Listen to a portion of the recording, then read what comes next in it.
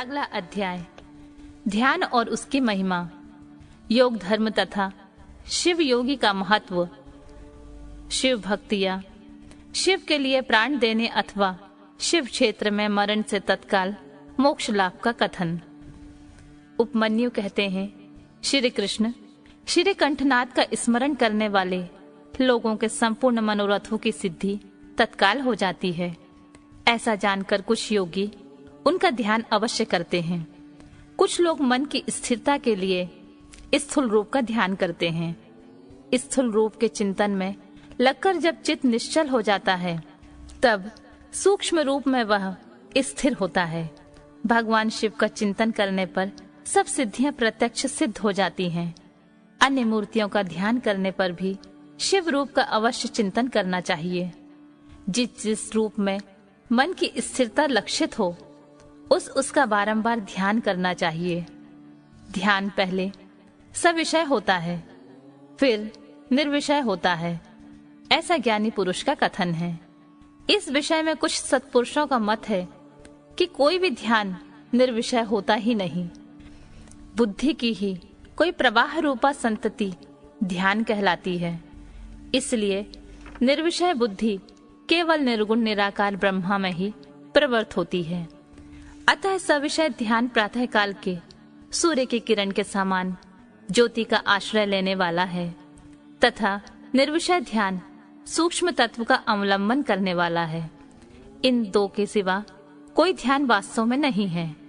अथवा सविषय ध्यान साकार स्वरूप का अवलंबन करने वाला है और निराकार स्वरूप का जो बोध या अनुभव है, वही निर्विषय ध्यान माना गया है।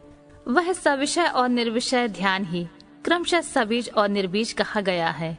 निराकार का आश्रय लेने से उसे निर्बीज या साकार का आश्रय लेने से सबीज का संज्ञा दी गई है।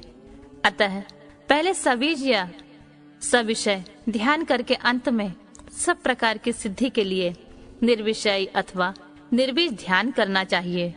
प्राणायाम करने से क्रमशः शांति आदि दिव्य सिद्धियां सिद्ध होती हैं। उनके नाम हैं शांति, प्रशांति, दीप्ति और प्रसाद। समस्त आपदाओं के शमन को ही शांति कहा गया है। तम अज्ञान का बाहर और भीतर से नाश ही प्रशांति है। बाहर और भीतर का जो ज्ञान का प्रकाश होता है, उसका नाम दीप्ति है। तथा बुद्धि की जो आत्मनिष्ठता है, उसी को प्रसाद कहा गया है। बाहर और आभ्यंतर सहित जो समस्त कारण हैं, वे बुद्धि के प्रसाद से शीघ्र ही प्रसन्न निर्मल हो जाते हैं। ध्याता, ध्यान, ध्येय और ध्यान प्रयोजन, इन चार को जानकर ध्यान करने वाला पुरुष ध्यान करे। जो ज्ञान और वैराग्य से संपन्न हो, जो सदा शांत चित्त रहता है, श्रद्धालु हो और जिसकी बुद्धि प्रसाद गुण से युक्त हो, ऐसे साधक को ही सत्पुरुषों ने ध्याता कहा है। ध्येय चिंतायाम, यह धातु है। इसका अर्थ है चिंतन। भगवान शिव का बारंबार चिंतन ही ध्यान कहलाता है। जैसे थोड़ा सा योगाभ्यास पाप का नाश कर देता है, उसी तरह क्षण मात्र भी ध्यान करने वाले पुरुष के सारे पाप नष्ट हो जाते हैं। श्रद्धा पूर्वक विक्षेप रहित चित्त से परमेश्वर का जो चिंतन है, उसी का नाम ध्यान है। बुद्धि के प्रवाह रूप ध्यान का जो अवलंबन या आश्रय है, उसी को साधु पुरुष ध्येय कहते हैं। स्वयं साम्य सदा शिव ही वह ध्येय है। मोक्ष सुख का पूर्ण अनुभव और अणिमा आदि ऐश्वर्य की उपलब्धि, ये पूर्ण शिव ध्यान के साक्षात प्रयोजन कहे गए हैं। ध्यान से सौरभ्य और मोक्ष दोनों की प्राप्ति होती है।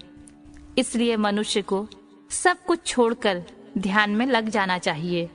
बिना ध्यान के ज्ञान नहीं होता, और जिसने योग का साधन नहीं किया, उसका ध्यान सिद्ध नहीं होता।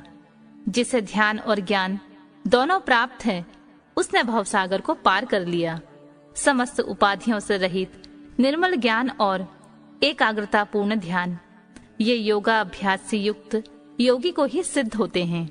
जिनके सारे पाप नष्ट हो गए, उन्हीं की बुद्धि ज्ञान और ध्यान में लगती है। जिनकी बुद्धि पाप से दूषित है, उनके लिए ज्ञान और ध्यान की बात भी अत्यंत दुर्लभ है। जैसे प्रज्वलित हुई आग सूखी और गीली लकड़ियों को भी जला देती है, उसी प्रकार ध्यान अग्नि शुभ और अशुभ कर्मों को भी क्षण भर में दग्ध कर देती है। जैसे बहुत छोटा सा दीपक भी महान अंधकार का नाश कर देता है, इसी तरह थोड़ा सा योगा अभ्यास भी महान पाप का विनाश कर डालता है। श्रद्धा पूर्वक क्षण भर भी महेश्वर का ध्यान करने वाले पुरुष को जो महान श्रेय प्राप्त होता है, उसका कहीं अंत नहीं है।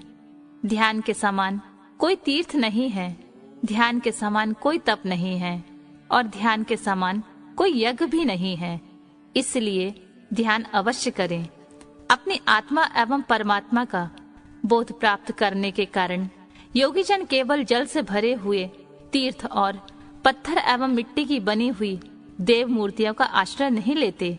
वे आत्म तीर्थ में अवगाहन करते हैं और आत्मदेव के भजन में ही लगे रहते हैं। जैसे आयोगी पुरुषों को मिट्टी और काठ आदि की बनी हुई स्थूल मूर्तियों का प्रत्यक्ष होता है, उसी तरह योगियों को ईश्वर के सूक्ष्म स्वरूप का प्रत्यक्ष दर्शन होता है।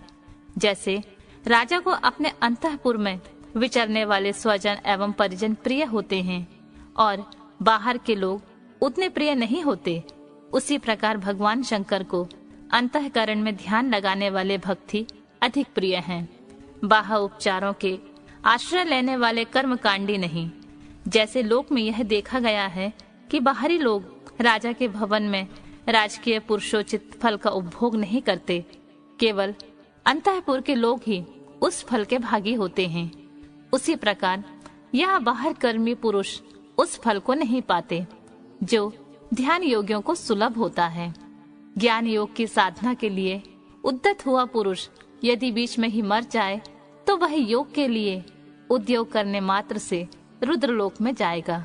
वह दिव्य सुख का उपभोग करके फिर वह योगिया के कुल में जन्म लेगा और पुनः ज्ञान योग को पाकर संसार सागर को लांघ जाएगा। योग का जिज्ञासु पुरुष जिस गति को पाता है, उसे यज्ञ करता संपूर्ण महायज्ञों का अनुष्ठान करके भी नहीं पाता। करोड़ों वेद वेदता दूजों की पूजा करने से जो फल मिलता है, वह एक शिव योगी को भिक्षा देने इस मात्र से प्राप्त हो जाता है। यज्ञ, अग्निहोत्र, दान, तीर्थ सेवन और होम, इन सभी पुण्य कर्मों के अनुष्ठान से जो फल मिलता है, वह सारा फल शिव योगियों को अन्न देने मात्र से प्राप्त होता है। जो मूढ़ मानव शिव योगियों की निंदा करते हैं, वे श्रोताओं सहित नरक में पड़ते हैं और प्रलय काल तक वहीं रहते हैं।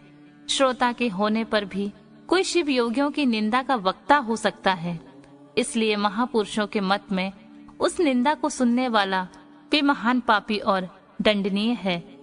जो लोग सदा भक्ति भाव से शिव योगियों की सेवा करते हैं, वे महान भोग पाते और अंत में शिव योग की भी उपलब्धि कर लेते हैं। इसलिए भोगार्थी मनुष्य को चाहिए कि वे रहने को स्थान, खान पान, शैया तथा ओढ़ने बिछाने की सामग्री आदि देकर सदा शिव योगियों का सत्कार करें। योग धर्म संसार अत्यंत प्रबल है, अतः पाप रूपी मुद्गरों से उसका भेदन नहीं हो सकता। योग धर्म और पाप मुद्गर में उतना ही अंतर समझना चाहिए जितना वज्र और तांदुल में। अतः योगी जन पाप और ताप समूहों से उसी तरह लिप्त नहीं होते जैसे कमल का पत्ता पानी से। शिव योग परायण मुनि जिस देश में नित्य निवास करता है, वह देश भी पवित्र हो जाता है। फिर उसकी पवित्रता के विषय में क्या कहना। अतः चतुर एवं विद्वान पुरुष सब कृत्यों को छोड़कर संपूर्ण दुखों से छुटकारा पाने के लिए शिव योग का अभ्यास करे।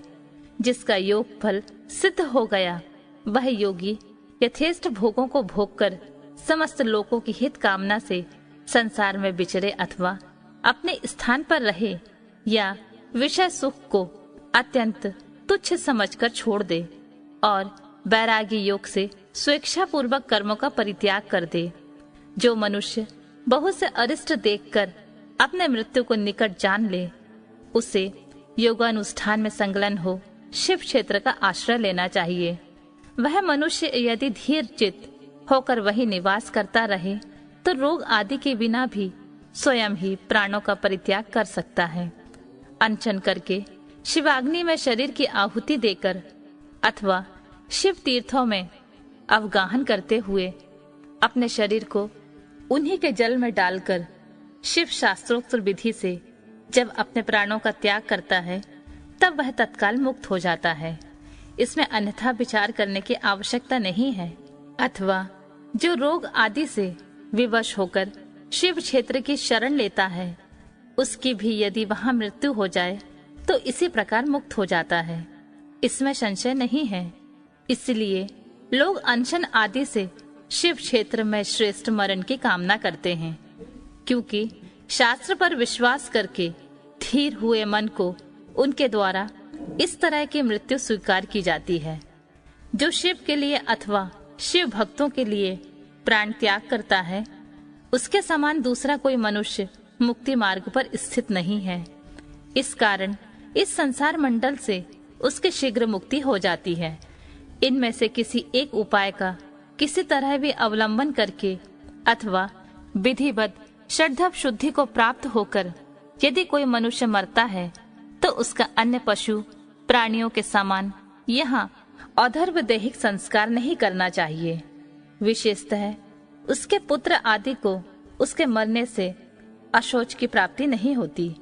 ऐसे पुरुष के मृत शरीर को धरती में गाड़ दे या पवित्र अग्नि से जला दे या शिव स्वरूप जल में डाल दे अथवा काठ या मिट्टी के ढेले की भांति कहीं भी फेंक दे, वह सब उसके लिए बराबर है। यदि ऐसे पुरुष के उद्देश्य से भी कोई कर्म करने की इच्छा हो तो दूसरे का कल्याण ही करे और अपनी शक्ति के अनुसार शिव भक्तों को तृप्त करे। उसके धन को शिव भक्त ही ग्रहण करे। यदि उसकी संतति शिव भक्त हो तो वह भी ग्रहण कर सकती है। ऐसा यदि संभव ना हो तो उसका धन भगवान शिव को समर्पित कर दे, परंतु उसकी पशु संतति शिव भक्तिहीन संतान उस धन को कभी ग्रहण ना करे।